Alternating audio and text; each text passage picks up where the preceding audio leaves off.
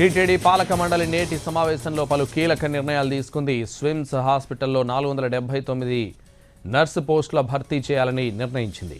2014వ సంవత్సరానికి ముందు నియమించబడిన కాంట్రాక్ట్ ఉద్యోగులకు గుడ్ న్యూస్ చెప్పింది. కాంట్రాక్ట్ పొరుగు సేవా సిబ్బందిని రెగ్యులరైజ్ చేసేందుకు ప్రభుత్వానికి సిఫార్సు పంపనుంది. టీటీడీలోని అన్ని కళాశాలల్లో సిఫార్సు లేకుండా విద్యార్థులకు హాస్టల్ వసతి కోసం అదనంగా భవనాల నిర్మాణానికి నిర్ణయం తీసుకుంది. టీటీడీ శ్రీవారి ట్రస్ట్ నిధులతో టీటీడీలోని పురాతన ఆలయాలకు మరమ్మతులు చేయించేందుకు ఆమోదం తెలిపింది పాలక మండలి.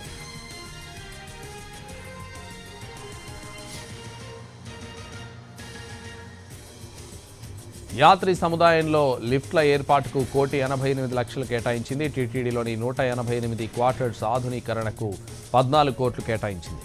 ఐటీ సేవల కోసం 12 కోట్ల నిధులు మంజూరు చేసింది. గోవిందరాజస్వామి ఆలయంలో భాష్యాకర్ల సన్నిధిలో మకర తోరణం ఏర్పాటుకు ఆమోదం తెలిపింది.